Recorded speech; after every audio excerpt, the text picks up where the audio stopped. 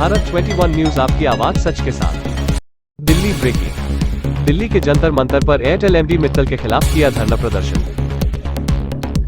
जिस तरीके से एयरटेल के एमडी ने उपभोक्ताओं को 15 साल पहले एयरटेल सिम बेचने का काम और टेंडर दिया था, उसको लेकर के अब उनको मित्तल एयरटेल कंपनी के एमडी ने सभी पुराने जितने भी डिस्ट्रीब्यूटर डीलर थे एक एक करके कंपनी से निकाल दिया है और कुछ लोगों को सर्विस सेंटर बंद भी करने पड़े। सभी ने एक साथ मिलकर एयरटेल मित्तल को चेतावनी दी है कि हमने आपकी कंपनी को ऊपर तक पहुंचाया और आज आपने हमको कंपनी से बेदखल करने की बात कही। सभी ने कहा, मित्तल साहब, अगर आप हमारे लाखों रुपए बर्बाद करके और नए लोगों को सर्विस सेंटर दे रहे हैं, इसके खिलाफ हम कानूनी कार्रवाई भी करेंगे। लोगों का मानना है कि एयरटेल कंपनी अपनी मनमानी कर रही है, जिसको लेकर हम बेरोजगार। आपका नाम पूछना चाहूँगा। मैं पंकज वाजपेयी हूँ, कानपुर उत्तर प्रदेश से। तो ये मैं आपको ये बताना चाहता हूँ इस प्रश्न का जवाब कि अभी 2 महीने पहले गवर्नमेंट की एक पॉलिसी आई है टेलीकॉम सेक्टर के लिए, जिसमें टेलीकॉम सेक्टर को बहुत ही बड़ी राहत दी गई है। और खुद सुनील भारती मित्तल जी के शब्दों में बता रहा हूँ कि उन्होंने इसको क्रिमिनल और गेम चेंजर पॉलिसी बताया है और उन्होंने कहा है कि कंपनी को इससे करीब 40,000 करोड़ रुपए का फायदा होने जा रहा है।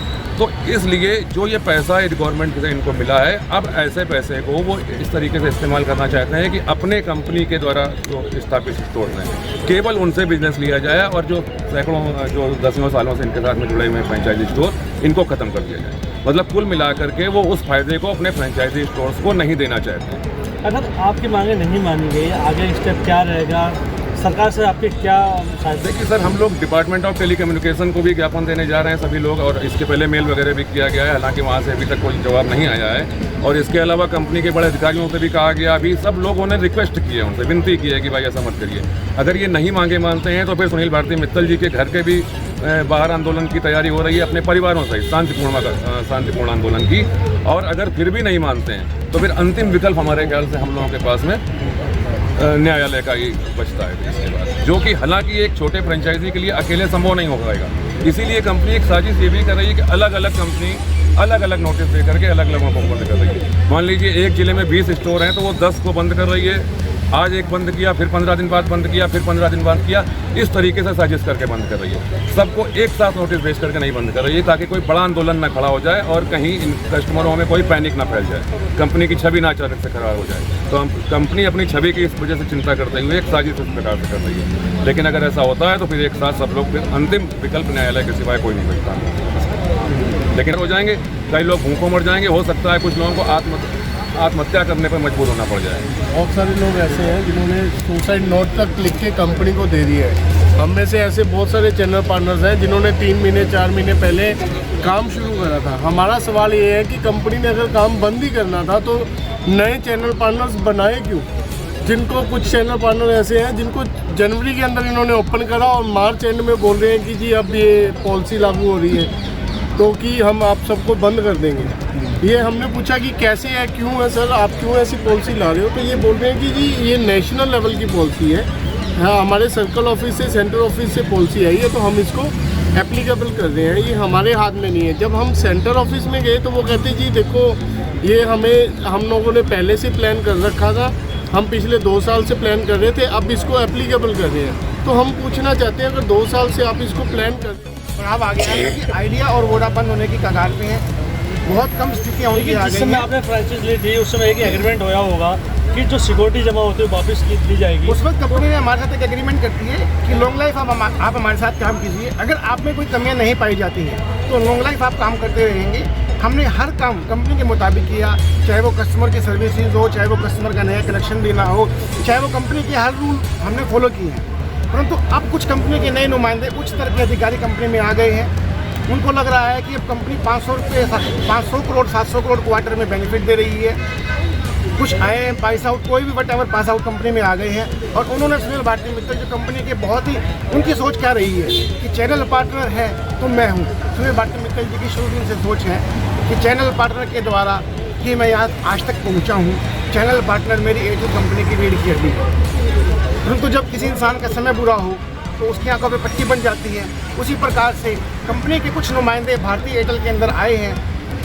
उन्होंने अपने सूझबूझ से, अपनी सोच समझ से, अपनी पढ़ाई के दम पे सुनील भारती मित्तल जी की आंखों पे पट्टी बांध दी है और उनको ये मिसगाइड कर दिया है। सर, जो आपके चैनल पार्टनर हैं ये किसी भी कार्य के लिए संपूर्ण नहीं है, आप इन सबको चैनल पार्टनर को हटाइए, अब कंपनी काम देखेगी। मैं ये पूछना चाहता हूँ जब कंपनी का कस्टमर का एक भी कस्टमर नहीं था, आज कंपनी के पास, एयरटेल के पास करोड़ों कस्टमर हैं, करोड़ों की तादाद में। कंपनी के मैं किसी एक अधिकारी से पूछना चाहूँगा, किस अधिकारी ने जाकर मार्केट में कस्टमर को बनाया है, किस अधिकारी ने जाकर कस्टमर को समझाया है, किस अधिकारी ने जाकर उस कस्टमर की परेशानी को सुना है, चाहे उसका बिल से संबंधित है, चाहे वो उसके रिचार्ज के पैसे कटने से संबंधित है। ये सब काम किया है चैनल पार्टनर ने। आज वो चैनल पार्टनर में से उस कंपनी के कुछ अधिकारियों को स्मेल आने लग गई है कि ये तो कुछ काम करते ही नहीं है। मुझे कोई भी कंपनी का अधिकारी आके जवाब दे दे कि हमने कस्टमर की दुख समझा है, उस चीज़ के लिए हम बैठे। आज हम बैठे हैं 5000 स्टोर कंपनी के पूरे इंडिया के अंदर है। एक स्टोर पे कम से कम 4 एम्प्लॉय काम करते हैं, 20,000 परिवार को कंपनी लात मार रही है। कुछ चुनिंदा उच्च अधिकारी के जैसा कि सर आपने अभी प्रश्न किया कि कंपनी अचानक से अपने चैनल पार्टनर्स को क्यों बंद कर रही है, ये बड़ा प्रश्न है। इसके पीछे आपको ये समझना होगा कि अभी 2 महीने पहले ही हमारी गवर्नमेंट ने, आपका नाम पूछना चाहूँ। मैं पंकज वाजपेयी हूँ, कानपुर उत्तर प्रदेश से। तो ये मैं आपको ये बताना चाहता हूँ इस प्रश्न का जवाब कि अभी 2 महीने पहले गवर्नमेंट की एक पॉलिसी आई है टेलीकॉम सेक्टर के लिए, जिसमें टेलीकॉम सेक्टर को बहुत ही बड़ी राहत दी गई है। और खुद सुनील भारती मित्तल जी के शब्दों में बता रहा हूँ कि उन्होंने इसको सेमिनल और गेम चेंजर पॉलिसी बताया है, और उन्होंने कहा है कि कंपनी को इससे करीब 40,000 करोड़ रुपए का फायदा होने जा रहा है।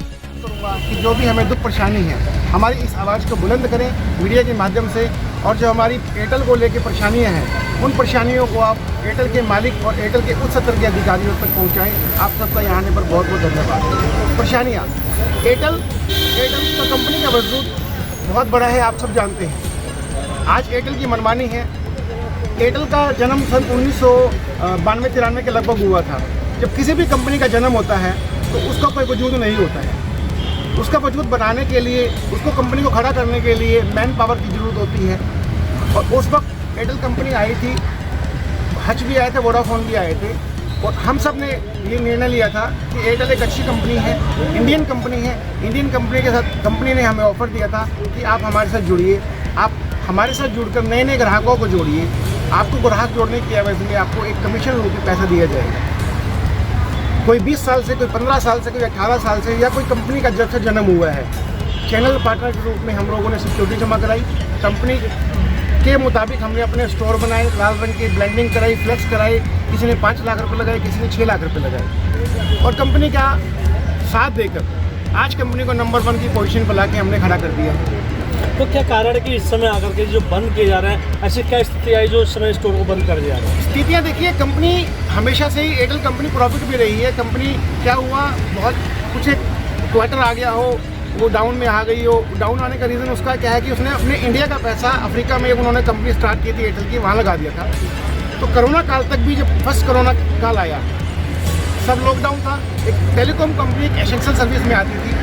हमने, हमारे चैनल पार्टनर ने, हमारे एम्प्लॉयज़ ने जो हमने रखे हुए थे, कोरोना को पछाड़ते हुए कंपनी का साथ दिया, और एसेंशियल सर्विसेज के रूप में जिस तरीके से होटल, हॉस्पिटल्स ने, सबने कोरोना योद्धा के रूप में कार्य किया, एसेंशियल सर्विस के तरीके से हमने काम किया। कंपनी ने उसकी एवज में हमें कुछ नहीं दिया, चाहे वो हमारे स्टाफ की सैलरी हो, हमने स्वयं अपनी जेब से दी, चाहे वो ऑफिस का बिजली का बिल हो हमने दिया, चाहे वो किराए के रूप में हमने दिया है। अब क्या समय आ गया है, कंपनी का बहुत बड़ा बढ़ाव आ गया है, क्योंकि आइडिया और वोडा बंद होने की कगार पे हैं। बहुत कम स्थितियाँ उनकी आ जिस गई समय हैं। आपने फ्रेंचाइज ली थी, उस समय एक एग्रीमेंट होया होगा कि जो सिक्योरिटी जमा होती है वापस दी जाएगी। उस वक्त कंपनी ने हमारे साथ एक एग्रीमेंट करती है कि लॉन्ग लाइफ आप हमारे साथ काम कीजिए। अगर आप में कोई कमियां नहीं पाई जाती हैं तो लॉन्ग लाइफ आप काम करते रहेंगे। हमने हर काम कंपनी के मुताबिक किया, चाहे वो कस्टमर की सर्विसेज हो, चाहे वो कस्टमर का नया कनेक्शन देना हो, चाहे वो कंपनी के हर रूल हमने फॉलो किए हैं। परंतु अब कुछ कंपनी के नए नुमाइंदे, उच्च स्तर के अधिकारी कंपनी में आ गए हैं। उनको लग रहा है कि अब कंपनी 500 करोड़ 700 करोड़ क्वार्टर में बेनिफिट दे रही है।